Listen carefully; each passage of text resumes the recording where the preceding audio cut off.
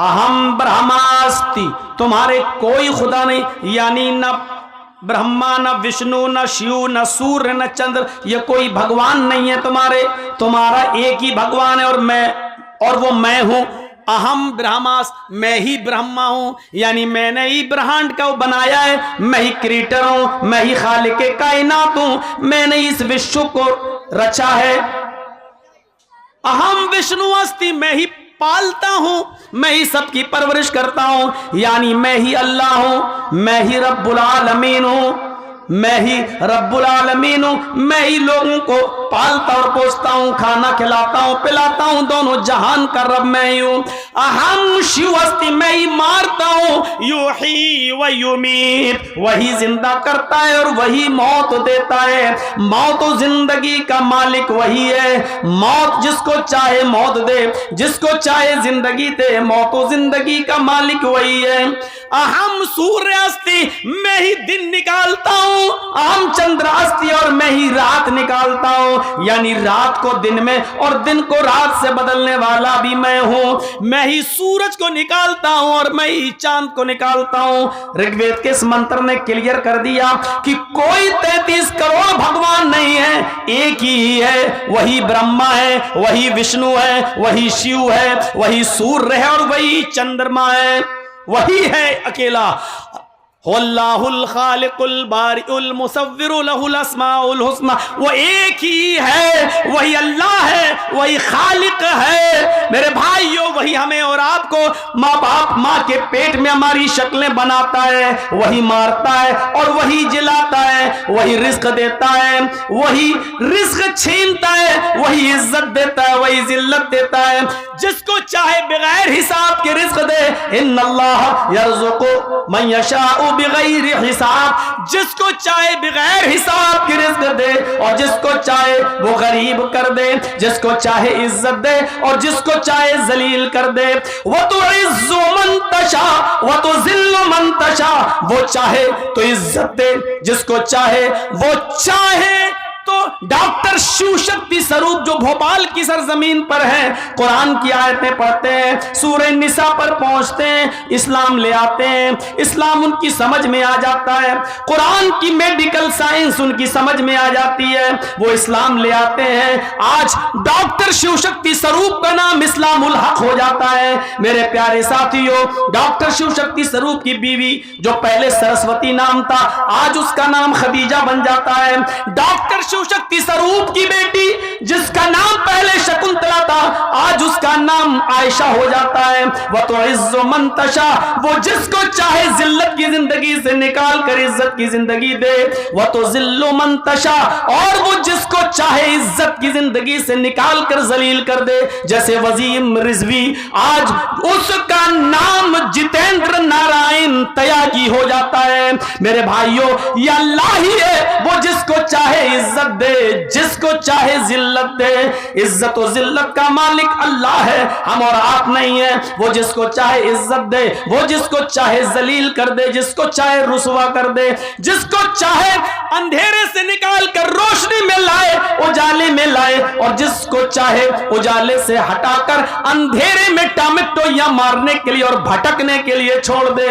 वो जिसको चाहे पूरे हिंदुस्तान के लोगों की इज्जत उसको अता फरमा दे, वो उसको अपने घर में पनाह देने लग जाएं। जैसे डॉक्टर शिव शक्ति स्वरूप आज पूरे भारत के मुसलमानों की आंख के तारे बन गए हैं। आज उनकी इज्जत है, उनको लोग अपना भाई समझने के लिए तैयार हैं। और जिसको चाहे ऐसा जलील कर दे कि सारे रिश्तेदारों की रिश्तेदारी छीन ले। जैसे कि जितेंद्र नारायण त्यागी, उसकी बीवी ने छोड़ा, उसके भाइयों ने छोड़ा, उसके माँ बाप ने छोड़ा, उसको अपने घर से बेदखल किया गया। बच्चों ने भी उसको बाप मानने से इनकार कर दिया, बीवी ने भी उसको छोड़ दिया, और मुसलमानों ने भी उसके लिए कब्रिस्तान की जगह छीन ली। मेरे प्यारे साथियों, गौर कीजिए, वो जिसको चाहे इज्जत दे और जिसको चाहे जलील कर दे, वो एक ही है, वो एक ही है, वो एक ही है। इसलिए उस पर अटूट विश्वास जरूरी है। और कुरान कह रहा है कि वो तुम्हारा भी मंत्र है और हमारा भी मंत्र है। या अहलल किताबी तालौ इला कलिमतिन सवाइम बैनना व बैनकुम। आए अहले किताब, आए यहूदो नसारा, आओ एक ऐसे कलमे की तरफ जो हमारा और तुम्हारे दरमियान बराबर है। अल्लाह नअबुद इल्लल्लाह, और वो ये है कि हम एक अल्लाह के अलावा किसी की इबादत नहीं करेंगे। हम जब भी इबादत करेंगे सिर्फ एक अल्लाह की इबादत करेंगे। आज देख लीजिए, इबादत सिर्फ अल्लाह ही की करते हैं लोग। रास्ते अलग हो सकते हैं, तरीके अलग हो सकते हैं, लेकिन इबादत अल्लाह ही की करते हैं। एक आदमी मूर्ति के सामने खड़ा है और ऐसे जो भी पढ़ रहा हो, लेकिन वो उसकी पूजा नहीं कर रहा। उससे पूछो कि आप पत्थर की मूर्ति की पूजा कर रहे हो, कहेगा नहीं साहब, ये तो रूपक हैं, ये तो मुजस्समा है, हम इनकी नहीं कर रहे हैं, बल्कि हम इनको देख लेते हैं तो एक तसव्वुर आ जाता है कि भगवान ऐसा ही होगा।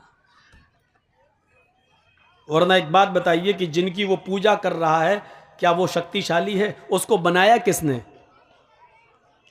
आप अपनी अकल से फैसला करें कि जो चीज़ बनकर तैयार हुई है वो ज़्यादा पावरफुल होती है या उसका बनाने वाला?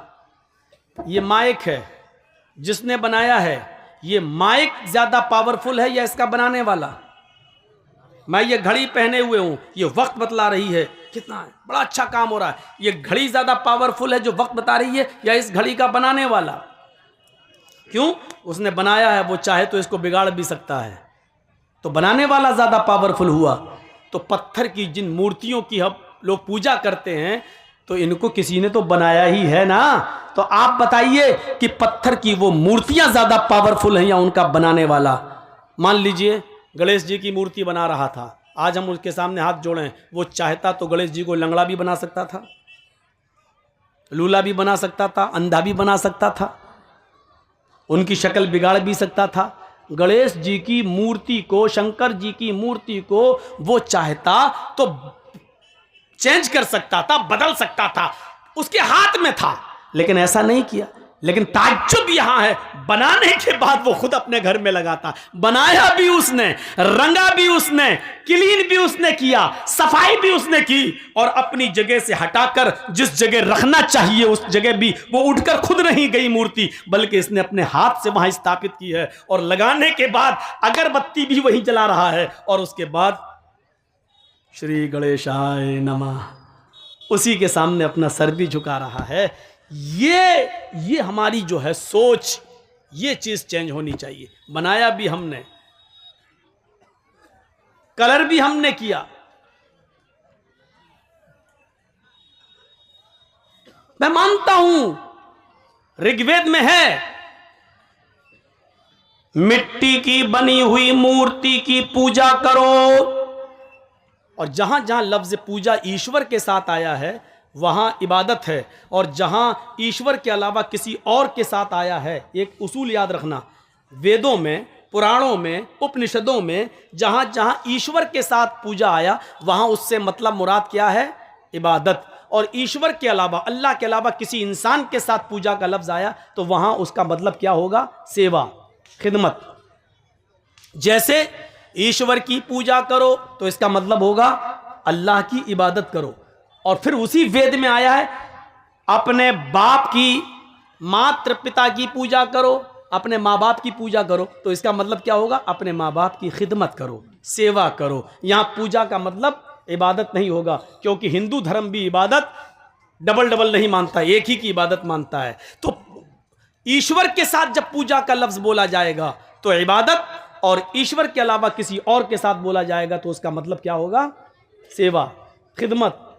इस चीज को, इस उसूल को आप याद रखिएगा। अब चलिए और देखिए क्या लिखा है, मिट्टी की बनी हुई मूर्ति की पूजा करो। इसका मतलब क्या हुआ? अब मिट्टी की बनी हुई मूर्ति से मुराद हमारे हिंदू भाइयों ने क्या समझा? जो हम लोग बनाते हैं वो मूर्ति है। नहीं, मिट्टी की बनी हुई मूर्ति जिसको हमने बनाया, हाय हाय हाय, ये भी वेद में लिखा है, मिट्टी की उस मूर्ति की पूजा करो जिसको हमने बनाया। ईश्वर कह रहा है, अल्लाह कह रहा है ऋग्वेद में, हिंदू के धर्म के मुताबिक क्या कह रहा है? उस मिट्टी की मूर्ति की पूजा करो जिसको हमने बनाया है। तो ईश्वर ने मिट्टी की कौन सी मूर्ति बनाई है? हाँ, हजरत आदम अलैहिस्सलातु वस्सलाम को उसने किससे बनाया? मिट्टी से। और फिर उसके अंदर क्या डाली? रूह डाली। हम और आप किससे बने हैं? मिट्टी से। ईश्वर ने, अल्लाह ने मुख्तलिफ जगहों की मिट्टी लेकर उससे आदम अलैहिस्सलातु वस्सलाम का पुतला बनाया, फिर उनके अंदर रूह डाली, फिर उनको जन्नत के अंदर भेज दिया। तकलीफ हुई, अकेले नहीं रह पाए, तो उनकी बाएं पिछली से हव्वा को पैदा किया। तो अल्लाह ने भी एक मूर्ति बनाई है मिट्टी की। वो कौन सी है? आदम। और आदम से कौन बना है? आदमी, इंसान। तो अब इस मंत्र का तर्जुमा क्या होगा? उस मिट्टी की मूर्ति की पूजा करो जिसको हमने बनाया है, यानी हमने आदम से आदमियत को, नस्ल इंसानियत को निकाला है। लिहाजा तुम इंसानियत की पूजा करो, यानी इंसानियत की खिदमत करो, उसकी सेवा करो। मतलब यह हुआ कि खिदमत खल्क। कोई बीमार है, उसको हॉस्पिटल तक ले जाओ। कोई गरीब है, उसके इलाज के लिए पैसा नहीं है, तो तुम उसकी मदद करो। कोई बेचारा जान जा रही है, मरा जा रहा है, उसके मायार के मुताबिक उसको ब्लड नहीं मिल पा रहा है, उसका ब्लड ग्रुप तुम्हारे ब्लड ग्रुप से मिलता है, तो ये मत देखो कि मरने वाला या जिसको जरूरत है वो हिंदू है या मुसलमान है या ईसाई है या सिख है। तो ऐसी परिस्थिति में तुम उसकी जान बचाने के लिए अपना ब्लड दे दो। अगर उसका ग्रुप और आपका ब्लड ग्रुप एक है, तो अपना ब्लड निकलवा कर उसको देकर उसकी जान बचाओ। ये है इंसानियत की सेवा, यह है अल्लाह की बनाई हुई मूर्ति की पूजा, यह है खिदमत खल्क। उसकी पूजा इबादत नहीं है, यह पूजा है। पूजा फरमाया अल्लाह रब्बुल आलमीन ने, हदीस कुदसी है, अल्लाह के नबी फरमाते हैं कि अल्लाह ने फरमाया। जिस हदीस में अल्लाह के नबी ये कहें कि अल्लाह ने फरमाया, तो वो हदीस कुदसी कहलाती है। अल्लाह के नबी फरमाते हैं कि कयामत के दिन अल्लाह कहेगा, आए मेरे बंदे, मैं दुनिया में भूखा था, तूने मुझे खाना क्यों नहीं खिलाया? आए मेरे बंदे, दुनिया में मैं भूखा था, तूने मुझे खाना क्यों नहीं खिलाया? बंदा कहेगा, आए अल्लाह, तू कैसे भूखा रह सकता है? आए अल्लाह, तू तो खाता ही नहीं है, फिर तुझे कौन खिलाए? तू तो खाता नहीं है। तो अल्लाह कहेगा, मेरे बंदे, दुनिया में मेरा फला बंदा भूखा था, अगर तूने उसको खिलाया होता तो तू मुझे उसके पास पाता, यानी मैं तेरी मदद करता। अगर तूने किसी भूखे को खिलाया होता तो मैं भी तेरी मदद करता। हाय मेरे बंदे, दुनिया में मैं नंगा था, तूने मुझे कपड़ा क्यों नहीं पहनाया? बंदा कहेगा, अल्लाह, तू तो सबको कपड़े पहनाता, तू कैसे नंगा हो सकता है? हाय अल्लाह, तुझे कौन कपड़ा पहना सकता है? तो अल्लाह कहेगा, दुनिया में मेरा फला बंदा नंगा था, उसके पास पहनने को कपड़े नहीं थे, अगर तूने उसकी मदद की होती, उसको कपड़ा पहनाया होता, तो तू मुझे उसके पास पाता, यानी मैं तेरी मदद करता। तूने दुनिया में उसकी मदद नहीं की, इसलिए हमने भी तेरी मदद नहीं की। आए मेरे बंदे, दुनिया में मेरा फला बंदा परेशान हाल था, अल्लाह कहेगा, मैं दुनिया में परेशान था, गुमराही के रास्ते पे चल रहा था, मैं भटक रहा था, मैं गुमराह था, तूने मुझे रास्ता क्यों नहीं दिखाया? बंदा कहेगा, अल्लाह, तू तो सबको हिदायत देता है, फिर तू गुमराह कैसे हो सकता है? अल्लाह कहेगा, दुनिया में मेरा फला बंदा गलत रास्ते पे चल रहा था, अगर तूने उसको सही रास्ता बताया होता, कुरान और हदीस का रास्ता, नबी का रास्ता, रसूल का रास्ता बताया होता, तो तू मुझे उसके पास पाता, नहीं मैं तेरी मदद करता। इस हदीस से पता चलता है कि खिदमत खल्क कितनी ज़रूरी है। लोगों की सेवा, लोगों की खिदमत इस्लाम का एक ज़बरदस्त रुकन है, इस्लाम का एक हिस्सा है। खिदमत खल्क किए बिना, लोगों की सेवा किए बिना हम पक्के सच्चे मुसलमान नहीं हो सकते। तो मिट्टी की बनाई हुई मूर्ति की पूजा का मतलब ये था, लेकिन हमारे हिंदू भाई उसको कहाँ ले गए, किस तरफ ले गए? हमें और आपको ये सोचना चाहिए। तो इस मंत्र को याद रखिए, एक ही मंत्र है सबका, एक ही दीन है सबका, और उसकी जीती जागती मिसालें अब मैं आपको दे रहा हूं। आइए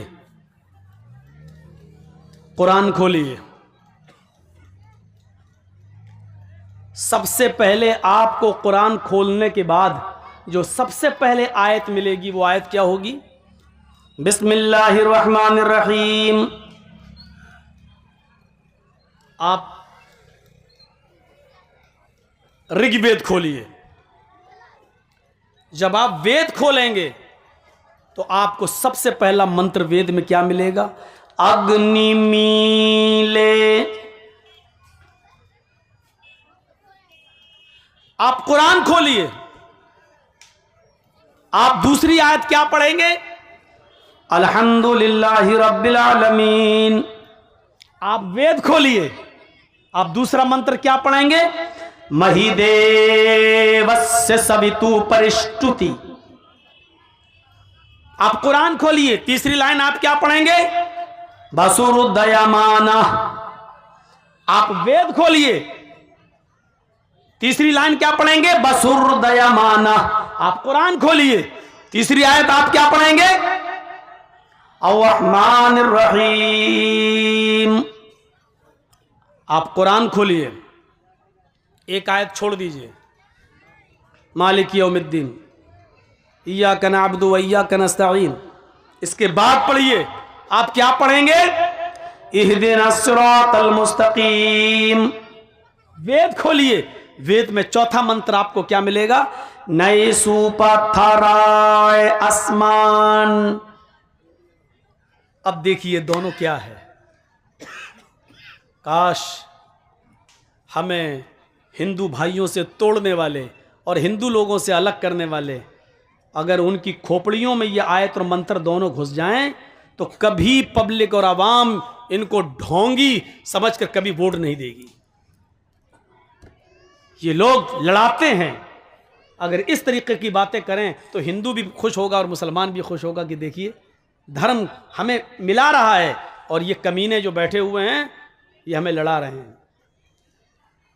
एक एक नेता की कुर्सी के नीचे अगर जमीन खोदो तो कितने कितने लोगों के खून के कुएं हैं, कितनी लाशें उस कुर्सी के नीचे दफन हैं जिस पर वो हुकूमत कर रहा है, कितने लोगों का मर्डर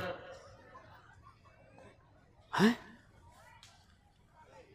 अग्नि मीले, कुरान की पहली आयत, अग्नि, वेद का पहला मंत्र अग्नि।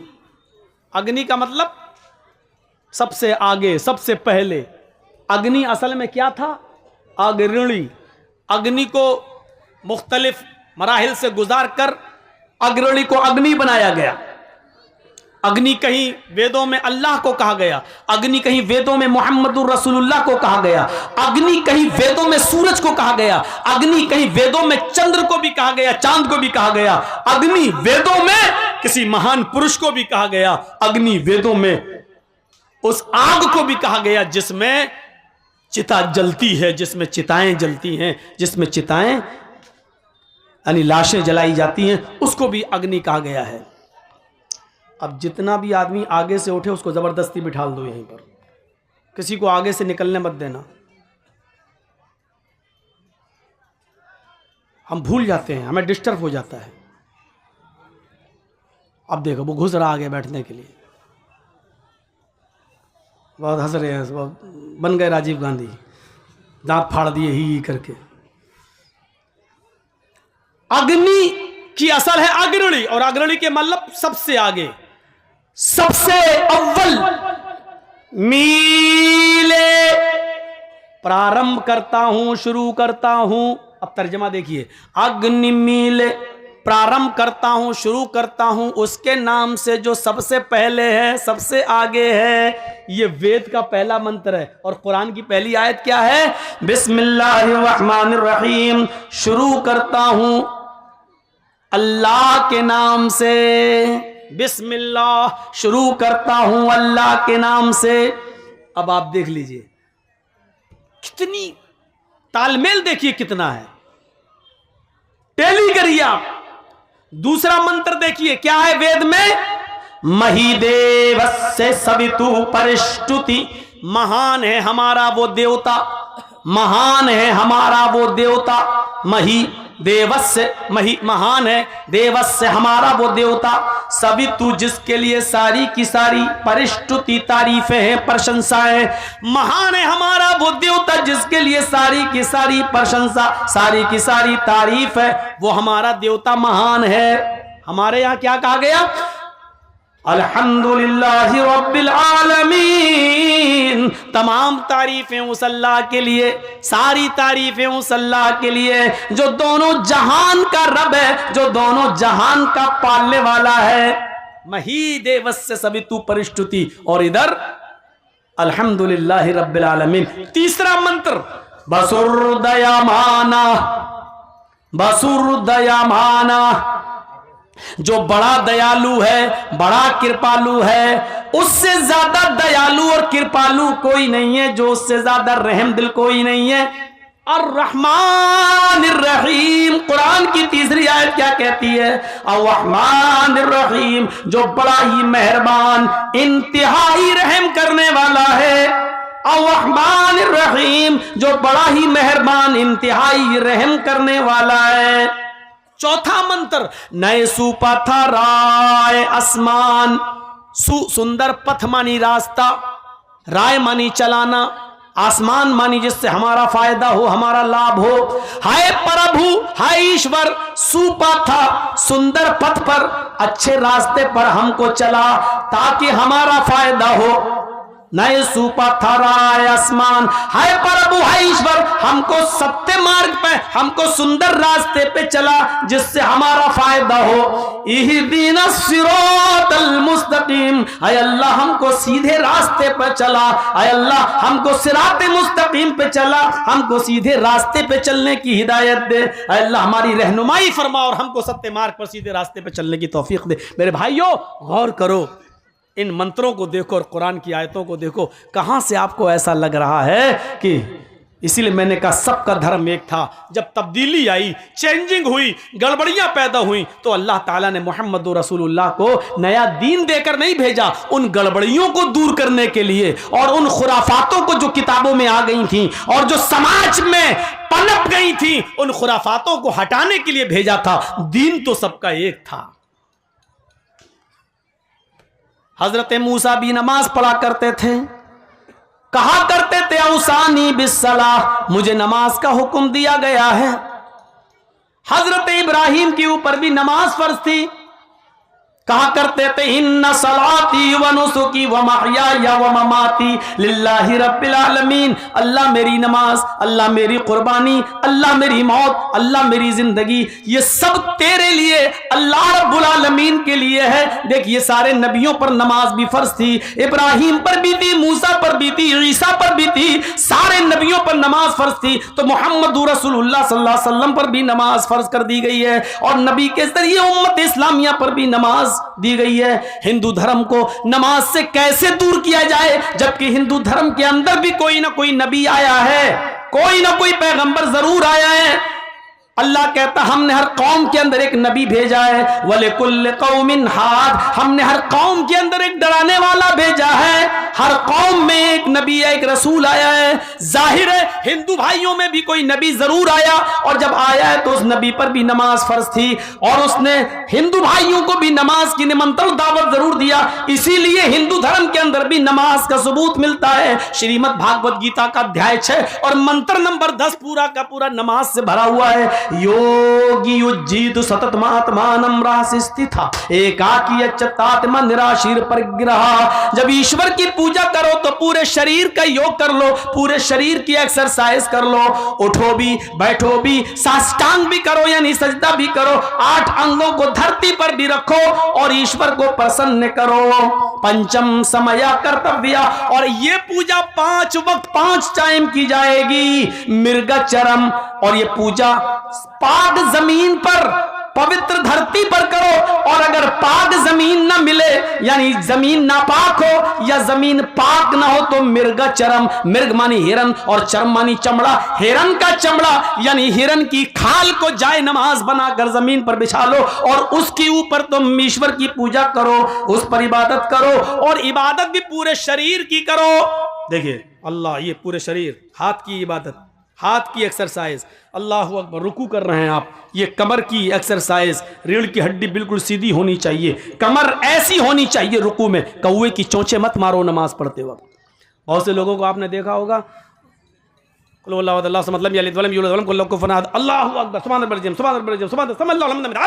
अकबर, कौवे की चोंचे मार के भाग रहे हैं, न कमर सीधी न कयाम सही। तो आप पहले रुकू में जाएं और ये उंगलियां खुली रहें, ये रुकू सीखो, नमाजें तो बहुत पड़ी होंगी, सीखो ये उंगलियां खुली हों, मजबूत तरीके से घुटना पकड़ो, हाथ टाइट करो सीधे और कमर बिल्कुल सीधी। उसके बाद पढ़ो सुभान रब्बिल अज़ीम, सुभान रब्बिल अज़ीम, ऐसे नहीं, सुभान रब्बियल अज़ीम, सुभान रब्बिल अज़ीम ऐसे नहीं, एक एक जुमला साफ, एक एक लफ्ज साफ, सुभान रब्बियल अज़ीम, रब्बियल अज़ीम, सुभान रब्बियल अज़ीम, सुभान रब्बियल अज़ीम, 3 बार, 5 बार, 7 बार, कम से कम 3 बार इसको पढ़िए। लेकिन कब? अल्लाह अकबर, तब तक कमर सीधी, पहले पकड़ो घुटना, कमर सीधी। जब आप पूरी तरीके से जब रुकू में चले जाएं और आपकी कमर जब बिल्कुल सीधी हो जाए, उसके बाद पढ़ो सुभान रब्बियल अज़ीम। कमर सीधी करने में भी थोड़ा सा वक्त लगेगा, या तो गए और जाने से पहले ही शुरू हो जाती सुभान रब्बियल अज़ीम, सुभान रब्बिल अज़ीम, अभी पकड़ा नहीं पूरी तरीके से, सुभान रब्बिल अज़ीम, जब तक पकड़ा तब तक 3 पूरे हो गए, सब अल्लाहु लिमन हमिदा, अल्लाहु अकबर, मारी कौवे की चोंच, हो गई 4 मिनट में 4 रकात पढ़ के निकल गए। चलो ये नमाज पढ़ रहा था कि चूचू का मुरब्बा था, ये क्या था? और फिर कहता कि अल्लाह मेरी सुनता नहीं है, इतनी नमाज भी पढ़ रहा हूँ। अरे ऐसी नमाज, शायद ऐसी नमाजों के बारे में इकबाल ने कहा था, वो एक सजदा रूह ज़मीं जिससे कांप जाती थी, वो एक सजदा रूह ज़मीं जिससे कांप जाती थी, उसी को तरसते हैं आज मिंबर व मेहराब। आज उस सजदे की जरूरत है, आदमी दोनों हाथ जमीन पर रखे, नाक अपनी जमीन पर रगड़े, माथा उसका जमीन पर हो। मौलाना अबुल कलाम आजाद ने कहा था, कहां चली गई तुम्हारी वो नमाजें, तुम्हारे वो सजदे कि जब तुम सजदे में अपना सर रखते थे और बारिशें न हुआ करती थी, कहत पड़ा होता था, तुम मस्जिदों में नमाज के लिए जाते थे अल्लाह से दुआ मांगने के लिए कि अल्लाह बारिश नहीं हो रही है, लोग भूखे मर रहे हैं, फसलें तबाह हो जाएंगी। एक सजदा करते थे और उस सजदे में जब रब को पुकारते थे तो अभी सजदे से सर नहीं उठता था कि चारों तरफ से बादल छा जाता था। और जब तक तुम नमाज पढ़ के सलाम फेरते थे, आसमान से मूसलाधार बारिश होने लगती थी। कहां चली गई वो तुम्हारी नमाजें, कहां चली गई तुम्हारी वो इबादतें? आज तुम सजदे में जाते हो, कहते हो अल्लाह मेरा हाल देख, ऊपर से आवाज आती है बंदे अपना नामे अमाल देख। एक हमारी भी नमाजें हैं, इधर भी सजदा, अल्लाह से भी मदद, गैरों के सामने भी दामन फैले हुए। कहां से सदा सुने? जो मैं सर बसजदा हुआ जमी पर तो आसमां से आने लगी ये निदा। जो मैं सर बसजदा हुआ जमी पर तो आसमां से आने लगी ये निदा। तेरा दिल तो है सनमाशना, तुझे क्या मिलेगा नमाज में? और मेरे बंदे तुझे नमाज में क्या मिलेगा? तेरा दिल लगा ही नहीं है, तूने रब को माबूद समझा ही नहीं है, तूने अल्लाह को मुश्किल कुशा जाना ही नहीं है, तूने रब को हाजत रवा माना ही नहीं है। नमाज इसलिए पढ़ रहा है कि तेरे बाप दादा पढ़ते आए हैं। अरे नमाज तो सारी मुश्किलों का हल था। नमाज के लिए तो हुक्म है, नमाज के लिए तो ये हुक्म है कि आए मेरे बंदो सब्र में, सब्र और नमाज के जरिए तुम अल्लाह से मदद मांगो। या अय्युहल्लज़ीना आमनुस्तईनु बिस्सब्री वस्सलाह, सब्र और नमाज के जरिए तुम अल्लाह की मदद हासिल करो, अल्लाह से मदद तलब करो। इन्नल्लाह मअस साबिरीन, अल्लाह सब्र करने वालों के साथ है। चलिए आज तुमसे एक सवाल करता हूं और देखता हूं कि कितने लोग गौर से सुन रहे हैं मेरी बात। अल्लाह ताला ने यहां दो चीजें पेश की हैं, या अय्युहल्लज़ीना आमनुस्तईनु बिस्सब्री वस्सलाह। क्या कहा? सब्र के जरिए और नमाज के जरिए अल्लाह से मदद मांगो। कितनी चीजें बताई? दो। तो कहना क्या चाहिए था अल्लाह ताला? इन्नल्लाह मअस साबिरीन वल मुसल्लीन, अल्लाह ताला सब्र करने वालों के साथ और नमाज पढ़ने वालों के साथ है। दोनों बातें जब कहीं तो दोनों के साथ होना चाहिए ना। लेकिन अल्लाह ने क्या कहा? इन्नल्लाह मअस साबिरीन। मदद कह रहा है अल्लाह सब्र और नमाज के जरिए मांगो, लेकिन आगे कह क्या रहा है? अल्लाह सब्र करने वालों के साथ है। ये नहीं कहा उसने कि नमाज पढ़ने वालों के साथ है। कभी सोचा क्यों? और कभी आपने मौलाना लोगों से सवाल किया कि यहां दो चीजें बताई अल्लाह ने कि सब्र और नमाज के जरिए मदद मांगो, तो आगे ये क्यों कहा कि सब्र करने वालों के साथ अल्लाह है? ये क्यों नहीं कहा कि सब्र करने वाले और नमाज पढ़ने वालों के साथ अल्लाह है? अच्छा एक बात बताइए, नमाज सबसे बड़ी इबादत है। इबादतों में तौहीद के बाद, कलमे के इकरार के बाद सबसे बड़ी इबादत क्या है? नमाज। तो नमाज का लफ्ज़ पहले आना चाहिए, नमाज का लफ्ज़ पहले आना चाहिए, लेकिन आ क्या रहा पहले? या अय्युहल्लज़ीना आमनुस्तईनु बिस्सब्री वस्सलाह। पहले सब्र आ रहा है, बाद में सलात आ रहा है। यानी पहले सब्र और बाद में नमाज, इन दोनों के जरिए अल्लाह से मदद मांगो। पहले नमाज आना चाहिए, लेकिन पहले सब्र आ रहा है। क्यों? मैं समझता हूं कि शायद ये तकरीर मैंने कहीं ना की हो, ये जुमले मैंने अभी तक कहीं नहीं बोले हूं। तो सुनो, नमाज पढ़ना बहुत आसान है, सब्र करना आसान नहीं है। यहां मुश्किल चीज को अल्लाह ने पहले पेश किया है। अजान की आवाज आ रही है, अल्लाहु अकबर अल्लाहु अकबर। इमाम पहुंच गया, मुअज्जिन हय्या अलस्सला, आओ नमाज की तरफ।